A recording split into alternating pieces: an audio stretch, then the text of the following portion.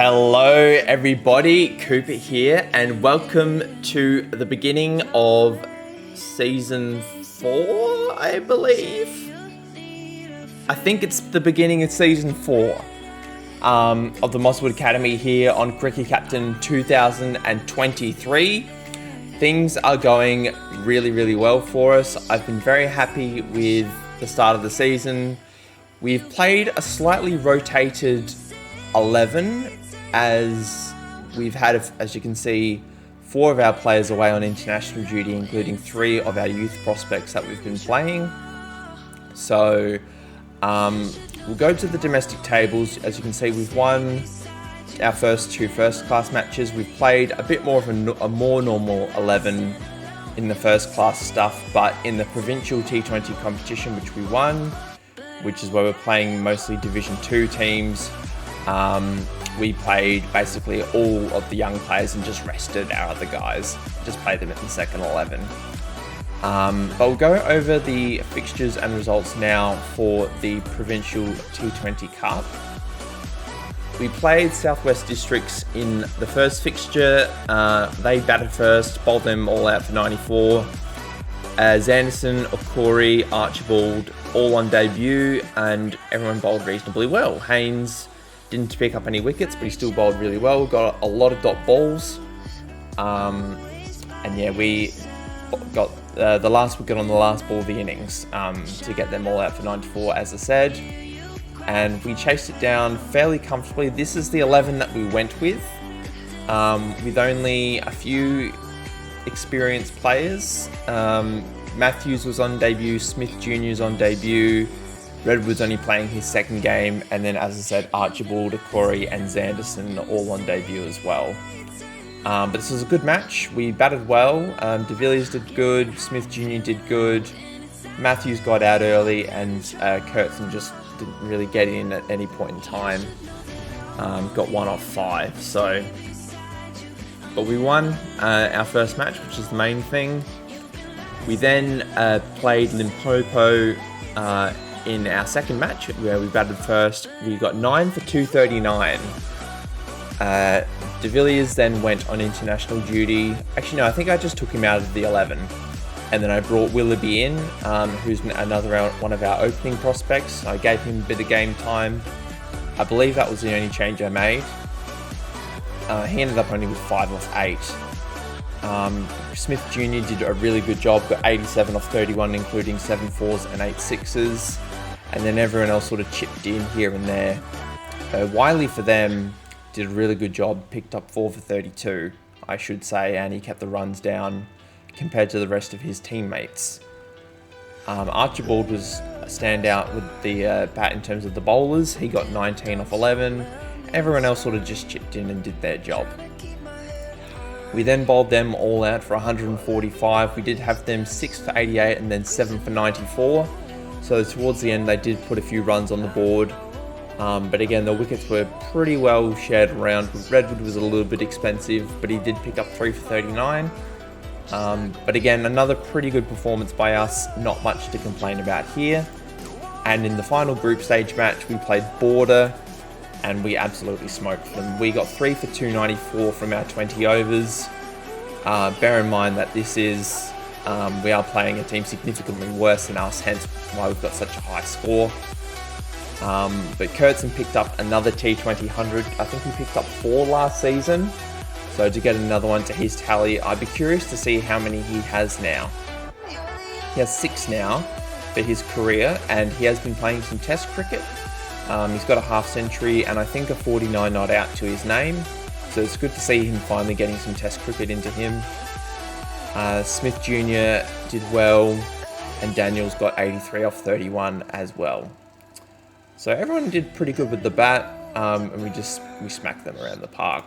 And then we bowled them all out for 136. Haynes picked up 2. Zanderson was really good. Archibald only bowled the 2 overs, as did Redwood, and Okori picked up 2 for 41. We then had our semi-final match against Oompa Loompas. 9 for 239 was our total, so a little bit lower than the previous score. Willoughby got his first half century of his career, and De Villiers I brought back in because I think Kurtzen got called up to the test team, so I brought De Villiers in to bat at 3, and he actually got out for 11, so that was a little bit disappointing. He's also played a bit of one-day international cricket for South Africa this year, so we'll go over that later. Matthews, again, only got a low score. He's had an okay start to his career. He hasn't been fantastic. I am training him to be a first-class opener. I've given up training De Villiers to be a first-class opener. I think he's going to be my number 5 for when I eventually take the South Africa job. So I want him to sort of just be around the squad as a number 5 and still open in the limited overs stuff. Daniels got another half century, as did Smith Jr., as I said, and everybody else sort of chipped in here and there. Mkatu was really good, 4 for 29 of his overs. He's a medium pacer who he's a real player actually. So we're starting to get to the point where other teams are starting to use youth prospects. So I'm trying to figure out, because I don't know the South African League that particularly well. We're trying to distinguish the difference between the real players and the fake players. We then bowled them all out for 81. Archibald had his best bowling performance. He picked up 4 for 13 off his 4 overs, going at 3.25 runs per over. Redwood was also really good. Spin was really good on this pitch. We had them 7 for 50 at one stage, so for them to get the extra 31 runs was a little bit disappointing, but we bowled really well in this match. And then in the final, we beat Border by 132 runs. Everyone that batted got a half century in this one. There was a really good opening stand of 146 between Matthews and Willoughby. I sort of see them as the opening pair for the future. We finally found 2 openers that I really like. So they're going to be the ones going forward. And then with the ball, we knocked them over for 165. A little bit expensive for a couple of our bowlers, including Archibald, who had his worst performance with the ball. But I see him as a really good first-class prospect for us going forward. I am very excited to use him in the future. Hopefully he doesn't get called up for Australia too often, but he is only 18. But he's had a fantastic start to his career. Zanderson has been really good as well. And Okori had a good bowling performance as well. But we'll quickly go over the T20 stats. As you can see, Sterling, I don't think Sterling actually played for us because we could only play 2 overseas players in this competition. So Willoughby only played the 4 matches, got 187 runs at 46.75, which is not too bad for your first go around. Smith was really good, averaging 89 at the moment. He had a couple of not out performances, which is why his average is so high. And as you can see, we'll get onto his first class stuff in a minute. Kurtzen was good before he got called up, and De Villiers was also good before he got called up. Sterling, as I said, this is probably... I'm surprised I actually, in hindsight, took him on for another season, which reminds me about something I need to talk about.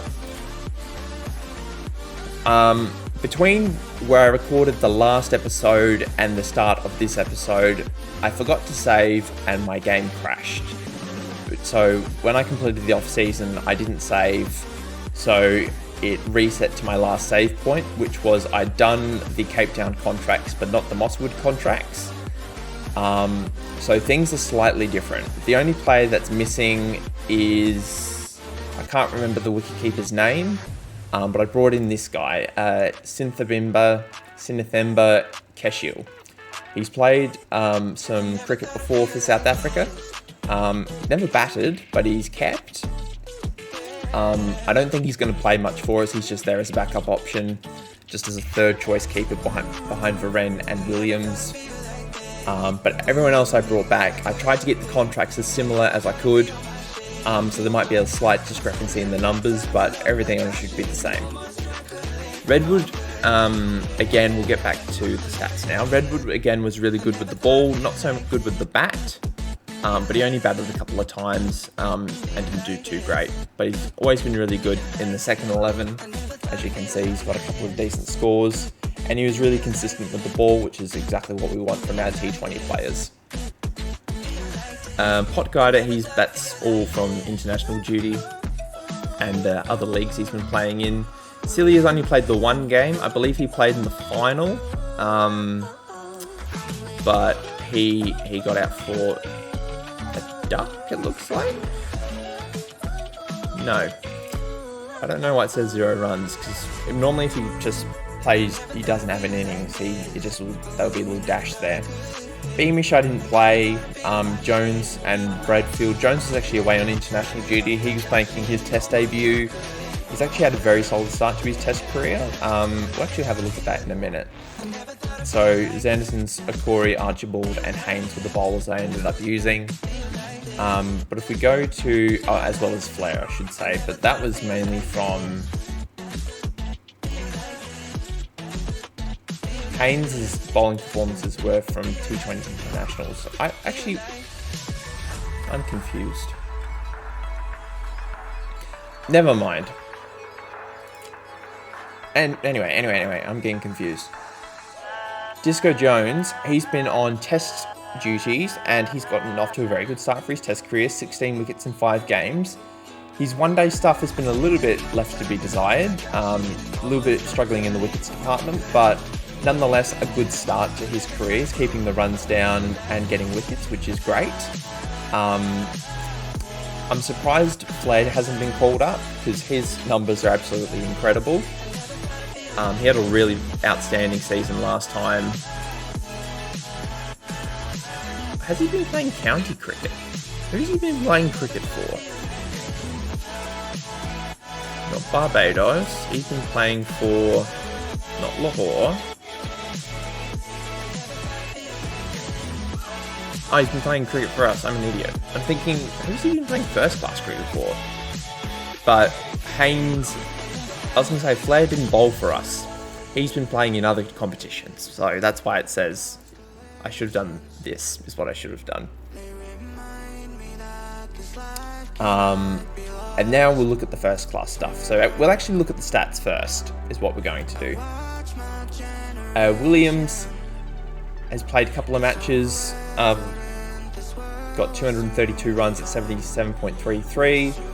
Kurtzen and de Villiers only played a couple of matches before being called up into the Test 11, and the One Day 11, I should say. We'll quickly go over their test stats. I've already done that for Kurtzen. It was de Villiers. He's played 6 one-days, scored 166 at an average of 33.20. So he's been doing okay without being outstanding. He's still keeping that high strike rate, which is great. But I'm looking forward to using him at international level and doing a decent job with him. Ferguson has been really good in the first class stuff. Matthews has only played the 1 game, only scored the 26. Smith Jr. got a double 100 on debut, which was fantastic. We'll go over that in a minute. Willoughby has been solid without being exceptional, averaging 55 over his 2 matches as an opener. Williams, a little bit not in great nick with the bat. Got 83 in his first dig and then got a couple of low scores, so that was a little bit disappointing, but nothing to write home about there. And in terms of the bowlers, Flair has been absolutely outstanding. He's already picked up the 18 wickets this season in this competition. He's been incredible. He's picked up 9 wickets in both matches, so he's unlucky to get a couple of 10-wicket hauls, but he's been really good. Beamish has been okay without being outstanding. Akori's been good in his first couple of matches. And then once Haynes came back from international duty, I dropped Zanderson after his first match and played Haynes. But Zanderson actually played better than Haynes. And I forgot to mention Celia's. He actually got a 100 in his first match back. So First match back into the side after being away for a little bit. We will actually go over the 4-day stuff now. This first match up against Easterns, we batted first. Got all out for 350 after just under 70 overs. Williams was the only standout with the bat as well as Willoughby. I almost forgot about Willoughby. We got 98 on debut. Would have been nice for him to get a first class 100 on debut. We were 5 for 196 and fought our way to 350, which was great. And then we bowled them out for 74. We were all over them. Corey picked up 4 for 17 in his first dig as a first class bowler. We then decided to bat again because I think we're only in the lead by 250 odd, so I wanted to put a few more runs on the board. And we did exactly that. We got 7 for 416 after 86 overs, with plenty of half centuries and Cilia's eventually getting 100, batting with a Corey to get that 100 at the end there. And then we bowled them all out for 216, with Flair picking up 7 in the second innings. So that was a really good match. We then played Free State, where we absolutely clobbered them in the first innings. We got 7 for 585, with Ferguson getting his first 100. Actually, that's a lie, his second 100 of his career. Smith Jr. came in for Kurtzen, and he got 211 off 161 in his first class match. Neil Williams picked up another 100. He got a couple of hundreds towards the back end of last season, so he's getting back in the runs. Hopefully going to get a test recall for him. Then Matthews on debut only got the 26, which was a little bit disappointing. Flair picked up 37 not out as well. And then with the ball, we bowled them all out for 250. Bettingham got 96 off 132 for them. We shared the wickets around fairly comfortably. Only Haynes got the 1 wicket, and then Beamish, Flair and Corey picked up the other 9. We then bowled them all out for 157 in the second dig, with Flair picking up 6 and Corey picking up 3. So that's where we're up to at this stage. We're going to play the 1-day stuff as per usual. But in terms of the international stuff, we'll go back to see how our guys have gone so far. In this first test match, we'll go to South Africa. Williams got a duck in this first match, and Disco Jones got 7 off 11. With the ball, Disco Jones picked up 3 for 50 in his first test innings as a bowler, which was great. But we're not a strong batting team, which we've got a lot of strong batsmen. They just need to be called up. And then in the second dig, Disco Jones picked up 3 for 13. So he had a really good start to his test career, had a really good debut. Australia ended up winning this one by 85 runs, unfortunately. Couldn't chase the runs down. Then I think after this one, Williams actually got dropped. But South Africa won this test match. They won by 4 wickets, which was great. Disco Jones picked up 1 for 47 in the first innings. This is the match that Kurtzen played. He got 59, batting at 7. I don't know why he's batting at 7. So he got 454 in our first innings. And then Disco Jones got 1 for 65 in the second innings for Australia. And then Kurtzen in the run chase got 49 not out, which was really good. And then in the third test, I don't think Williams came back for some reason, and Kurtzen didn't play, which is a bit strange. But Williams picked up 27. Disco Jones picked up 21 with the bat in a 10th wicket partnership. I don't know who it was with, but it got South Africa over 200. He then picked up 356 with the ball, which was really solid. Travis Head got a nice 100. Steve Smith ended up as the not-out batsman at the end of this innings. Williams then got 45 with the bat in this test match. Jones finished as the not-out batsman, and then picked up none for 26 off 5 overs as Australia chased down 120 in just under 30 overs. And then there was a series of 1-day internationals, which I think De Villiers played in. He picked up 7. And then Disco Jones, I don't think he bowled as well as he did in the test matches, although he did get 2 for 39 in this one. De Villiers, this is Australia's innings. Yeah, Disco Jones, none for 59. And then De Villiers got 26 off 22. Potgieter also played. Disco Jones didn't bat. And then the third one-day international, South Africa won this one. De Villiers picked up 68 off 51, which was great. And then Disco Jones, I'm assuming, took some wickets. Yeah, 1 for 56. And then there was a test series up against Bangladesh, where I don't think any of our batsmen played, but Disco Jones did bowl. Picked up 1 for 59 in the first dig. Yeah, we didn't have a batsman of ours play in this one. Then 1 for 17 in the second dig. I don't think he got any runs. No, he didn't get any runs.